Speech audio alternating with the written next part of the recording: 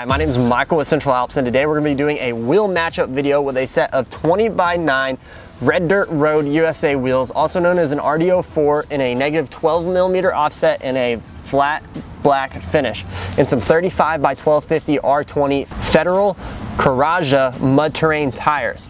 Now these RD04s, they're offered in a 17, 18, and 20x9 and a 22x10. They're offered in 5, 6, and 8 lugs, negative 12, 0, and positive 12mm offsets.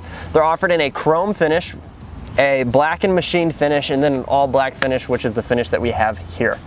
I like the wheel quite a bit. I'm an American, I'm all about patriotism. It says USA on the wheel, it's a good looking wheel. I'm all for it. If you like the wheel, go buy it. These Federal Couragias, they are a budget mud terrain tire, and that's what they are. They are not made in the USA, and they are not the best tire on the market, but they are cheap, they're aggressive, and they handle and wear acceptably. That's how I would put it. If you're putting it on a Jeep, you're fine as long as you rotate, rotate, rotate, and balance, balance, balance. Do not let them get out of balance, because you will start cupping and get some highs and lows.